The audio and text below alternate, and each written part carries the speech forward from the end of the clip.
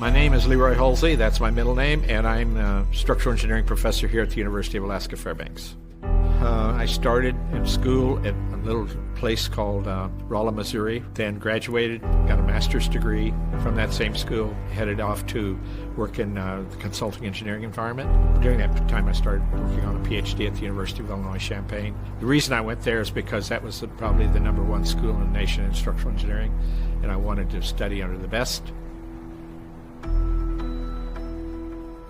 So I just want to come to you today and kind of share with you some exciting news here at UAF. We do have over $121 million building, and as part of that, we've got a high bay test facility. We can basically do airplane wings, 2-story buildings easily, shear walls, which is what we've got laying down there right now to do some testing on. We're going to be actually doing testing with undergraduate students instead of graduate students, which is pretty exciting if you stop and think about it, because they get a chance to do testing as part of the coursework, which you don't always get.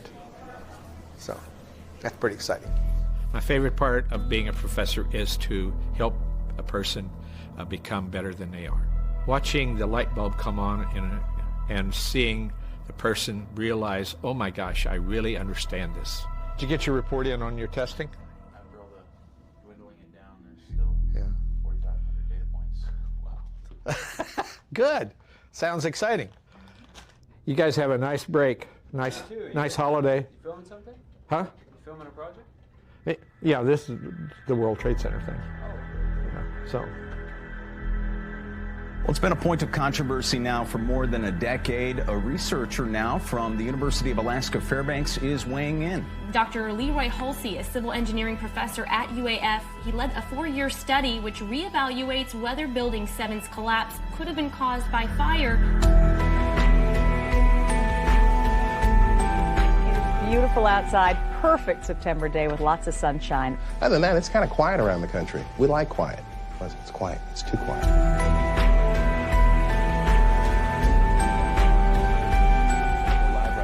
Show you a picture of the World Trade Center, where I understand, do we have it? Apparently, a plane has just crashed into the World Trade Center here in New York City. It happened Un avión chocó contra el World Trade Center de Nueva York, que sería una de las dos. I was living in Oakland, California, and I was involved in a little incident of crime in my own neighborhood at that morning. I had been awoken early, before dawn, by some activity in the street outside, and I looked outside, and there were 3 individuals out there that were stripping the tires off of a vehicle. Shortly after that, a tow truck came to tow the car away, and the tow truck driver was an old friend of mine that I hadn't seen in years. So we were standing out in front talking, and he got a call on the radio, and he went over and he came back and he said to me, somebody just flew a plane into one of the World Trade Center towers in New York City. Witnesses say it may have been a twin-engine plane or possibly could have been a 737 again. Those days we used to have television. I threw my television out the window. We don't watch the TV anymore. But so I saw the buildings sometime after 9 o'clock in the morning. So that's when I saw it. First, of course, you think that this is not real. And then, it starts sinking in. And then, of course, the other plane came in.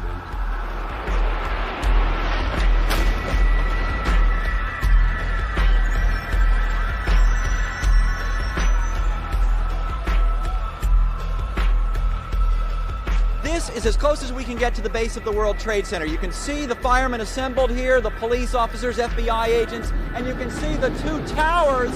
A huge explosion now raining debris on all of us. When the Twin Towers collapsed and we watched it on the television, I found it hard to believe. It was shocking. It just seemed impossible. I went inside, but I was preoccupied with all the events that had happened there in my neighborhood. I didn't really pay that much attention after that. I had major problems in my own circumstances that distracted me from really paying that much attention. Building 7, however, was a different story.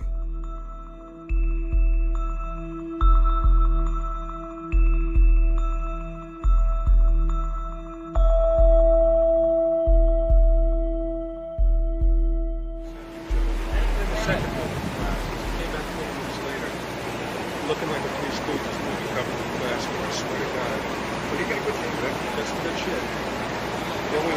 Whoa, whoa, whoa!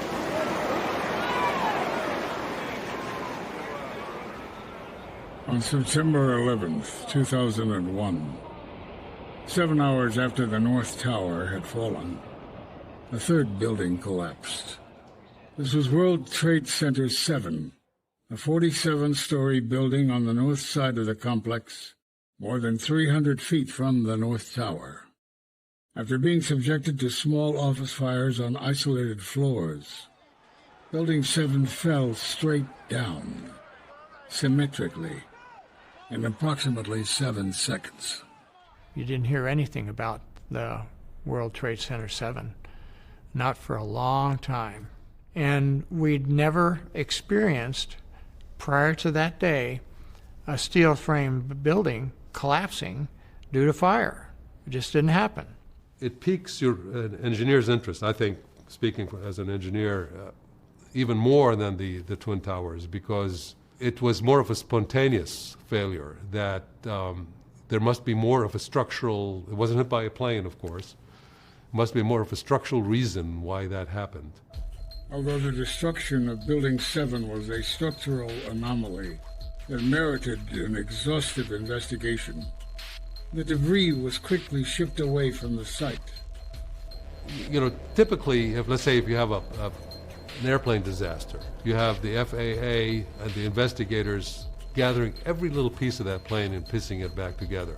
There's a generic procedure that you should follow.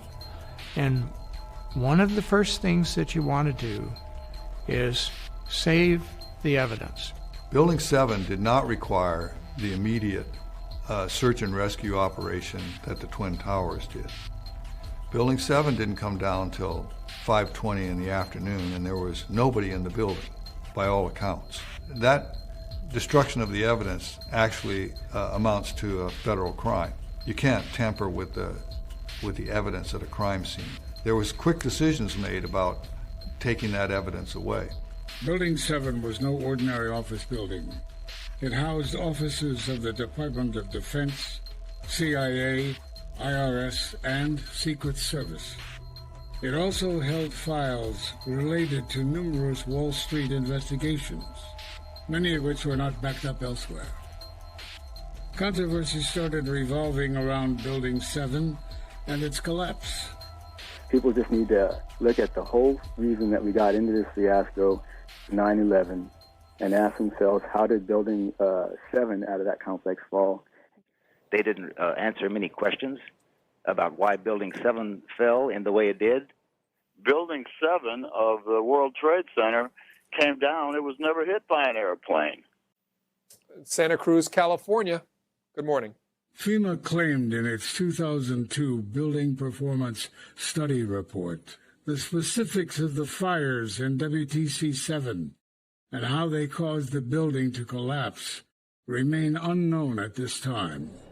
Building 7 is made up of welded structural steel frames on the outside. It's like a tube structure on the outside of the building, and there's an inside core that's also a tube structure. If you're pulling on, members failing on the inside, pulling in, it's not going to break apart. It's just going to bend and twist. There were no structural related shortcomings in the building, and I do know that the New York City codes are far more restrictive, particularly for high-rise buildings. And yet on 9/11, many claimed that Building 7 would collapse. This included members of the New York Fire Department. So we were setting up triage as close to the pile as possible, as on it in many cases. By noon or 1 o'clock, they told us we had to move from that triage site up to Pace University, a little further away, because Building 7 was going to come down or being brought down. Did they actually use the word brought down, and who was it that was telling you this? The fire department. They did use the word, we're going to have to bring it down. The news agencies had their say as well, with some even claiming Building 7 had collapsed before it had done so. We are getting information now that one of the other buildings, Building 7, in the World Trade Center complex, is on fire and has either collapsed or is collapsing. You hear that? Keep your eye on that building. It'll be coming down. The building is about to blow up. Jane, what more can you tell us about the Salomon Brothers building and its collapse? As you can see behind me, the Trade Center appears to be still burning. We see these huge clouds of smoke and ash. And this is it. That's the building coming down. Oh my God! Oh my God! Oh my God! No! No! What we've been fearing all afternoon has apparently happened. We were watching number 7 World Trade. Despite the rush to remove the debris from Building 7, a group of engineers from the Worcester Polytechnic Institute, volunteering for FEMA, managed to secure a single piece of steel from Building 7 for analysis. They were shocked to see that the steel resembled, in their words, Swiss cheese. The Journal of the Minerals, Metals, and Materials Society stated that there was evidence of a severe high-temperature corrosion attack on the steel.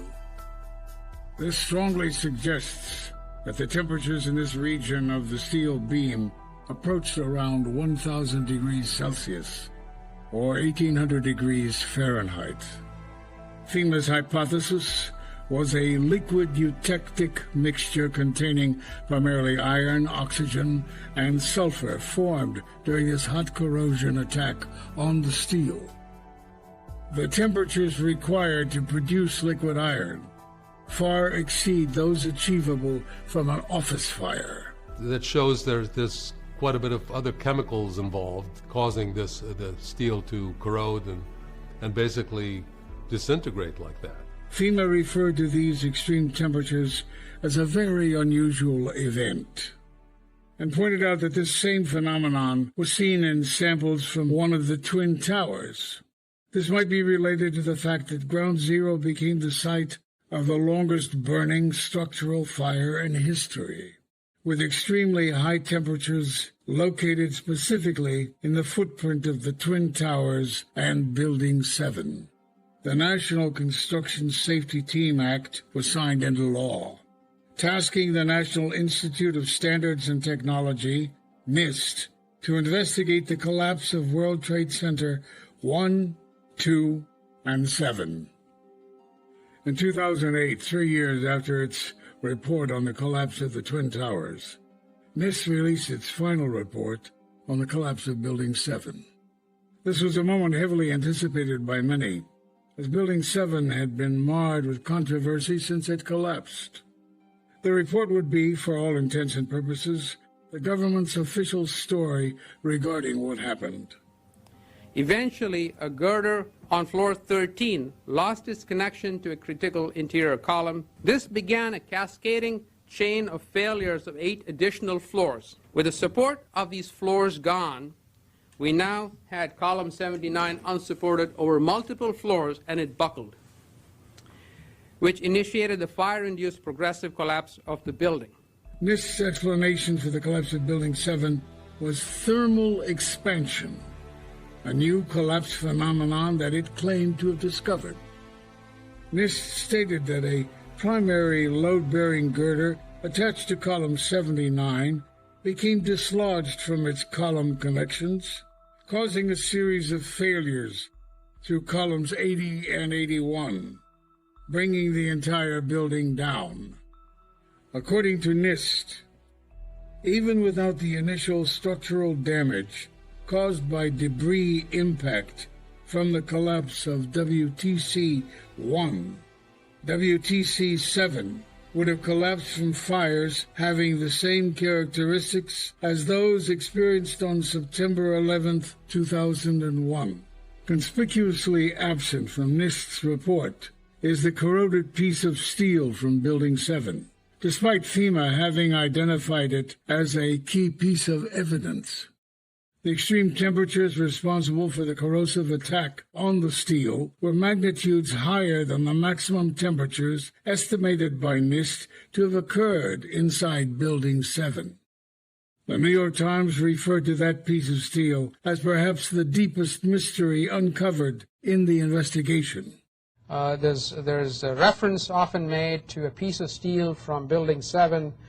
That there was no evidence that any of the residue in that piece of steel, had any relationship to an undue fire event in the building or any other kind of incendiary device in the building. They seem to focus on a solution right from the very beginning and ignore all evidence that would have led them in any other direction. So that's bass backwards, as they say. My concern about the NIST reports is they ignored evidence, and it wasn't because they didn't know about it. And I see that sometimes in engineering, in the business, where your boss would tell you, focus on this. The way they modeled it was somewhat pushing the limit, putting it mildly. They got to a point where they did NIST did a beautiful animation of the building, which looks like, and I keep repeating the same thing, it looks like it's crumpling like a beer can, as opposed to basically falling straight into its footprint. I never worked for NIST, but I was a resident engineer for the Army Corps of Engineers for a few years. I have a very strong feeling about the responsibilities of what engineers have in general, in particular engineers that work for the government. They have a higher responsibility in some ways, or they should feel that way. I did. There was just this silence in the academic world about this subject. So we began looking around for someone that would be willing to undertake such a study. And fortunately, through a series of personal acquaintances, we ran across Professor Hulsey up at the University of Alaska at Fairbanks. He's a straight arrow type of person. He wants to look at things from a very rational, impartial perspective, blocking all the noise out, which is really what is needed in this case.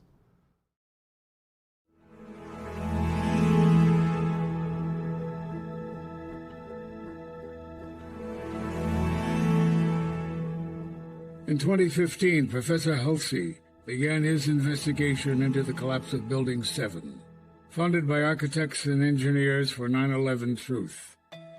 Okay, when did I first learn about the collapse of Building 7? It was when I was first contacted by John Thay, who is a active member of AE 9/11 Truth.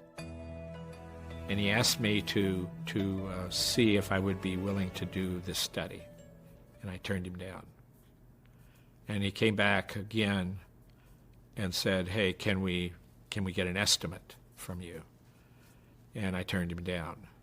Then he came back again, asked me again. I said, well, okay, I'll give you an estimate. That's when we basically got started.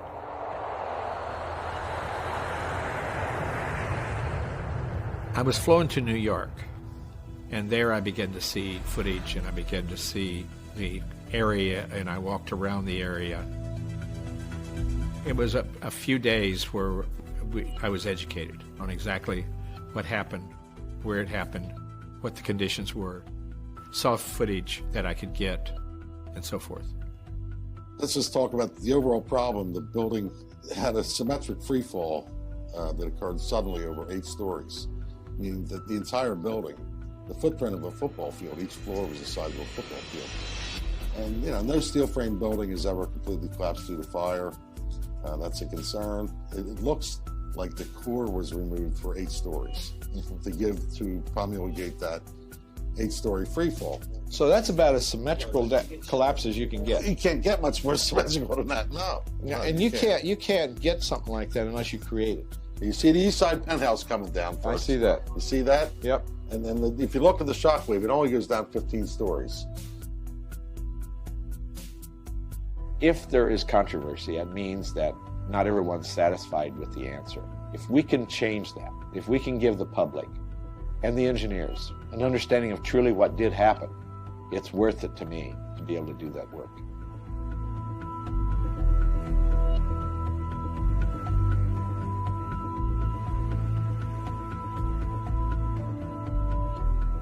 I don't develop first impressions. I can't afford first impressions. I develop material, and then from that I develop what I think are the conditions. I'm really kind of shocked. I mean, I knew this, but it makes no sense that you would not take the steel. I mean, we do it for planes. We do it for anything that breaks. This girder is A2000. It's designated A2001. Its shop drawing has never been released. Really? No. Why is that? That's a good question. I really do enjoy complications. And the more complicated, the more I enjoy it. When I first started, I had a couple of students that were really interested, and they spoke to their families and they just chose not to work on it. They thought it was too risky. You know, it's a couple of students that had spent their lives thinking about this. So. For Halsey, who's in his 70s, and this happened like over 10 years ago now, but over 10 years ago when this happened, I was in second grade, so I'm going to be living with the implications of this for a much longer time. I don't trust what's been said on either side fully, so that's why I'm really interested in the actual scientific reasoning behind all of it. If fire caused Building 7 to collapse, it would be the first ever induced collapse of a steel frame building, high-rise building due to fire. If you imagine these white lines right here are vertical, and you can see as you look at it that the structure is basically coming down as a straight line. It's amazing how straight it's dropping. So it kind of indicates there was no resistance to the drop. In December 2007, it was acknowledged in the advisory committee meeting of the NIST that the fires in WTC-7 were ordinary office fires and burned out in a given location in about 20 minutes. Basically, they said that fire caused expansion contraction of enough movement that the bearings that this girder sat on that supported that column moved off the bearing system, and it caused the column to drop. We're creating a virtual building when we're going to simulate its behavior due to the conditions that we're going to give it. So that's the approach. I'm taking the worst condition, I'm going to look at the best condition. Right now I'm looking at the worst. And if I can't make it do what everybody else said it did with the worst, then it didn't happen.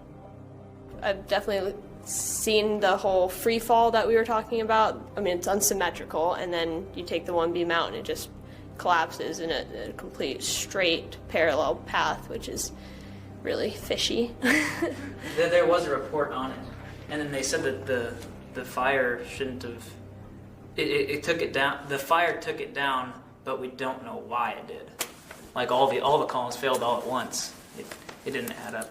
So, did the presentation change anything about how you felt about the World Trade Centers and World Trade Center 7? Yeah. It's my intention, quite frankly, to not have a point of view about what may have brought this building down. But I think what we can do is to eliminate those things that could not have happened. The difficulties we have in doing that is there's no data. They hold off all the steel, they hold all the concrete, they hold off all the materials. Professor Halsey recruited 2 PhD students to assist him in his study. My name is Feng Xiao, and I'm a PhD student of Dr. Halsey, and I'm now working on the World Trade Center 7 and investigations collapse reason. My name is Jilly Kwan. I'm a PhD student as well. I work with Dr. Halsey. He works as my advisor. My PhD dissertation will be about high-rise steel frame building under fire. So WTC 4, 5, and 6, they were basically 8- and 9-story buildings, steel buildings actually, and those were built in 1970, about 14 years prior to WTC 7 being built. All 3 of those buildings suffered great amount of damage, but they didn't fail. They didn't actually have a progressive collapse.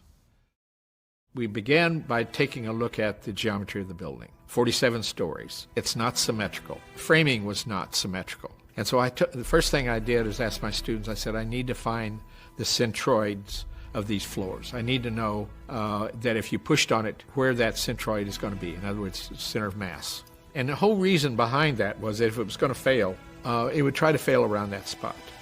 So we ended up with erection drawings, and then from the erection drawings, we put that into a 3D model in AutoCAD. Okay, so the last couple of weeks I have been building World Trade Center 7. The first 7 floors, the first 4 or 5 floors that we do not have all the information about, because the World Trade Center 7 was built upon a electrical substation, and the original as-built for the electric substation were missing. About a year ago or two, when they were both here, quite frankly, there was a couple guys that contacted them and asked them not to do any more studies with me because they felt the project was flawed and they shouldn't be doing any research. And they both came to me and they said, here's what the email that we got. And they said, we plan on continue working with you. And I found that kind of interesting. So I guess there's a group out there called Debunkers, and that was one of them. But they didn't email me. They didn't tell me about it. They only told the students. But the students felt like they were doing really good work. I wanted to ask Tony. Tony, you introduced me to this in New York. Are you still there, and do you have any comments? They're grasping the air that there was a little bit of fire. You're going to give them their temperatures, Leroy, and it's still not going to have a problem. Well, I think, at this point, I have chosen to assume there's no fireproofing anywhere. And if I can put that as a boundary and we don't have a problem, then all of a sudden that whole issue, that whole chapter by Nice is wrong. We know that. We then used 2 computer programs, Abacus, which is an extremely powerful program, highly sophisticated. I then had the other student also duplicating that with another computer program, and that was SAP 2000. From that, we looked at floor 12 and floor 13, as did NIST, and we began to examine the conditions on those floors. The Nice report basically said that the column 79, which is off-center, it's way off on the corner. I'll show it to you in a minute if you want to see it. It moved off the supports because of the expansion of the heat, and it couldn't stay on the bearings, and therefore it brought that whole building down. Our preliminary results is not finding that. We initially did not even go to looking at NIST. What I had to do was paint from a clear palette with nothing there and build the case of whatever happened from 0 influences. Pure science all the way. Now this has everything to do with the response under a fire situation. I'm not talking about the actual failure yet. I'm talking about, was there a possibility it could lead up to failure through these fundamentals that NIST looked at and said they could, I looked at and said they couldn't. There were also plates that were fastened to the to column 79, and those stiff plates would have blocked any movement of A2001 off that base plate. Coming back to the exterior walls, they fixed those instead of allowing them to be what they were, and so all the movement was to the west, according to them, and actually the movement was to the east. So that was a huge difference in behavior and response. There's at least a dozen things that are very seriously wrong with the NIST report. Steel has a very well-known coefficient of thermal expansion.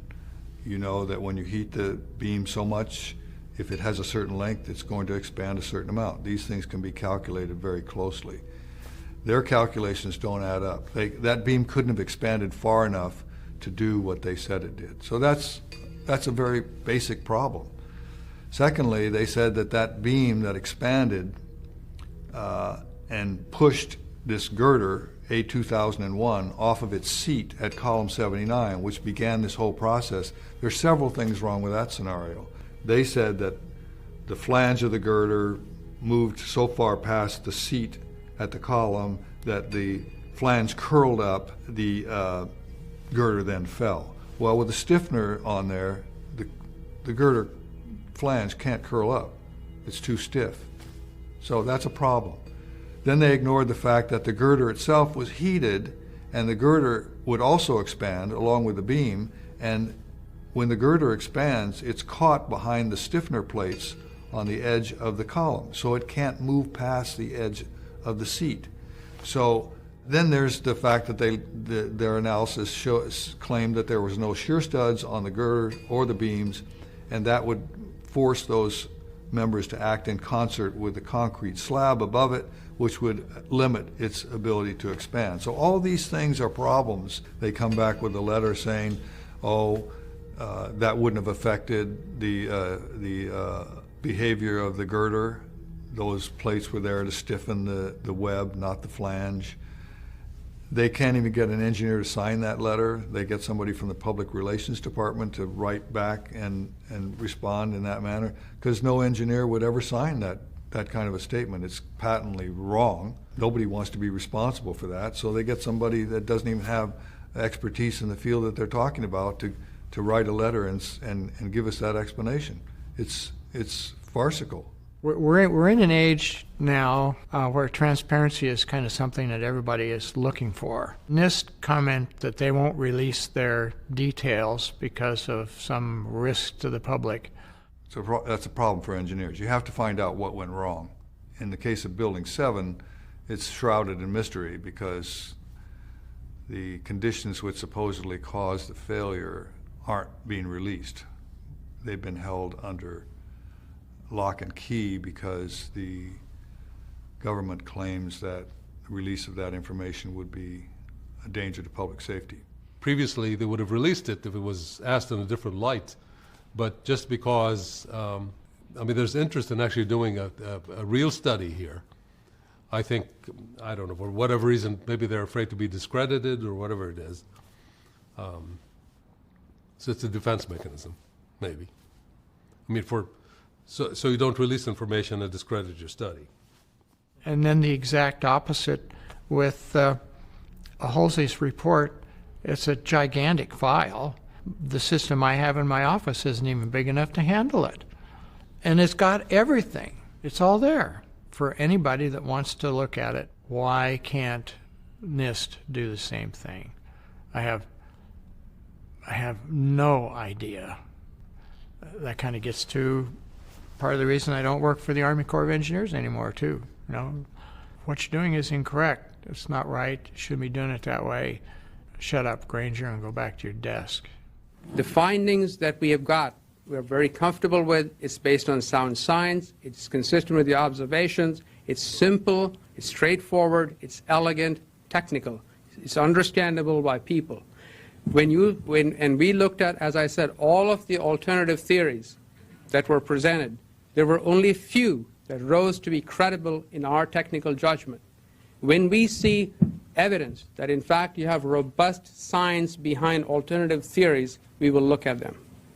Okay. Any more questions?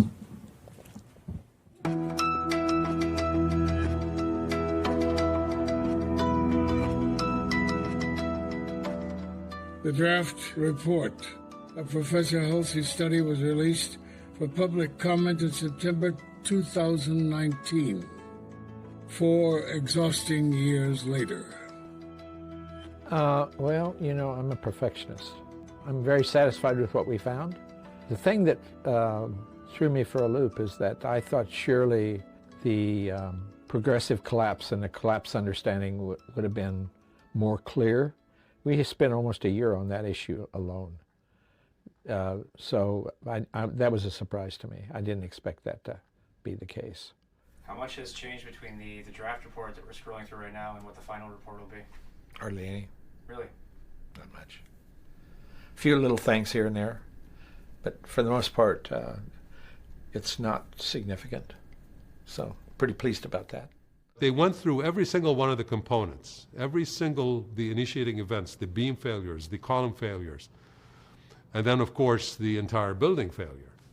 And every one of those events was impossible to show, to make the building collapse the way it came down. It was impossible. And he uncovered that if you do actually cause all these elements within the building to collapse, what's going to happen? The NIST model shows the building crumpling, as we had talked about. Going further there, what happens after that is that the building actually leans to one side and does not disintegrate and collapse into its footprint. There was no reason for anyone to think that World Trade Center 7, with the fires that were in it, was going to collapse at all. Now that we have the Hulsey report, we know that every column in the building needed to fail almost simultaneously for the building to fall in the manner that it did. Professor Hulsey's final conclusions regarding Building 7 are as follows. The principal conclusion of our study is that fire did not cause the collapse of WTC-7 on 9/11. contrary to the conclusions of NIST and private engineering firms that studied the collapse. The secondary conclusion of our study is that the collapse of WTC-7 was a global failure involving the near simultaneous failure of every column in the building. The simultaneous failure of all core columns over 8 stories, followed 1.3 seconds later by the simultaneous failure of all exterior columns over 8 stories, produces almost exactly the behavior observed in videos of the collapse, whereas no other sequence of failures that we simulated produced the observed behavior. So what does that really tell you? It really tells you that all those interior columns came out at once. At once. The exteriors also, a few seconds later, came out at once, giving you free fall, which comes down, straight down. No thermal expansion, no girders walking off their seat. Sever the columns over 8 stories, and the building comes straight down. Our take-home message today is that the reason for the collapse of World Trade Center 7 is no longer a mystery. It fell because thermal expansion, a phenomenon not considered in current building design practice, caused a fire-induced progressive collapse. I feel good about what we did. Consulting engineering firms, architectural firms, they depend heavily on governmental grants, governmental funds. They don't want to cut off the hand that feeds them. And I feel like that's been a factor for some time. In fact, after the draft was released a few months ago, we arranged for him to give a presentation down at the University of California at Berkeley, which is my alma mater, and which I was hopeful there would be some positive response from the faculty there, and we got zero response. They just do not want to touch this subject. You know, we can speculate upon the reasons. It usually involves money. When they get beyond that and can share knowledge scientifically at the professional engineering level, you're going to see a big difference. And I'm pretty optimistic about that. Early on, I had a lot of conversations with peers. So I would ask, please take a look at this thing and tell me what you think. And the last person who actually responded gave me some feedback. He said, I agree with you, Kamal. Click. And that was it. The last time I heard from him. But I can understand. I mean, it's a tough thing to talk about, and it's a downer. It's a downer at parties. I can tell you that. If you want to shut down a conversation, this is what you start with. This is what you talk about. ASCE, the Journal of Engineering and Mechanics, which is one of their publications, has been the publication that has justified the official story about how the towers came down. The NIST report on the Twin Towers never explains why the buildings collapsed. It gives a theory for why the collapse initiated, but it doesn't explain how the buildings collapsed. So they're relying on Besant's paper that was published in the Journal of Engineering and Mechanics by the ASCE. The roadblock is that these professional organizations are being presented to the public as if the engineering profession stands behind the NIST reports and believes in the veracity of those reports. Whereas in fact, the reality is that when the membership is actually made aware of the contents of those reports, they do not believe them. They do not believe that they are sound engineering reports that meet the standards of our profession. And I know quite a few engineers. I wouldn't say that I know more than other people do, but I'm familiar with a lot of them. Their response is they kind of like to get on with life. They're not so sure they want to get really involved in this situation. The common phrase that appears in the engineering boards of all the states, that's we're here for the public health, safety, and welfare. That's why we're professional engineers. It's our obligation, it's our duty to basically find the engineering truth, not necessarily the overall truth. The work that we're doing is ultimately going to make the difference. I have that confidence, because I know the truth always comes out. The fact of the matter is, if there's a problem with the collapse of Building 7, there's a problem with 9/11.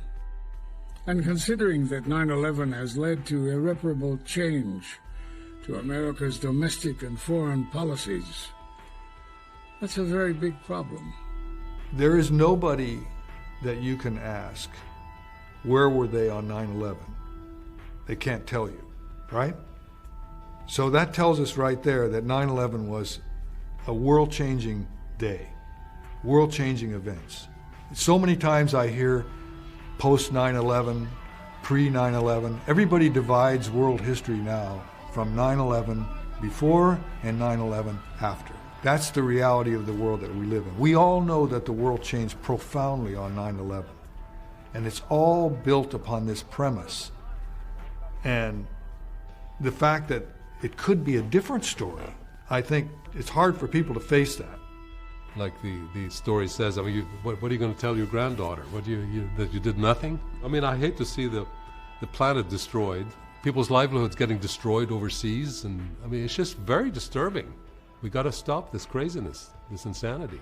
You know, that's why I don't subscribe to any of the media anymore. Just Zippo. I'd like to see a world where we weren't constantly at war, living in fear, a world where there is more resources devoted to actually developing the potential of the coming up generation, having to tolerate a government that feels the need to have surveillance of all of our activities, our personal conversations, and everything that we do. The only difficult thing about change is change itself. Some people don't want to do that. They're afraid to do that. They don't want to open that door. They're willing to go in and out the other door that they've used for years and years, and it works fine. I don't know what's behind that door, and I don't want to go there. That door that you've been using, it works fine. The hinges don't squeak, and the latch works. What more can you ask? I'm worried. I'm worried about this country right now. We just seem to be doing a lot of yelling and screaming and no hearing, no listening. Maybe some hearing, but no listening. So are we in a post 9/11? Yes, we are. Does that mean just that is a problem? I think it's bigger than that. I just don't know where we are right now. It's a bit troublesome. Is that the question you're asking?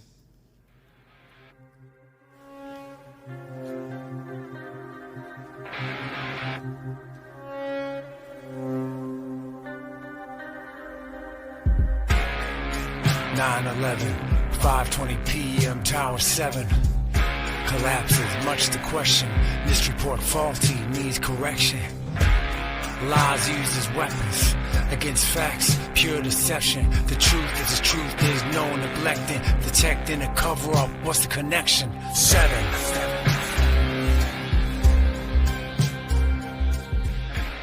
If the press really wanted to hop on the story, if we really had a valid press, maybe they would jump into what happened to Building 7 and all the rest of the information that happened on 9/11. Thank you, sir. Oak Creek, Wisconsin. 7 did not fail due to fire. Proof prevails. Explosions heard, yet a search for explosives never occurred. Why omit this potential evidence so suspicious? This report fictitious, malicious deeds to which we bear witness. 7. You hear this clap, sounds like thunder, shock waves going through, you can see a shock wave go up, the windows blast out. You know, it was like, I thought I was watching a movie. It was so, I mean, I can't believe this is happening, you know, it's really ridiculous, but, you know, came down floor by floor. I certainly am much more open-minded about it than I was, and it is because of the involvement of the 9/11 families and all these engineers and architects. Clearly, they know more than I do. Thanks, gentlemen. Thank you.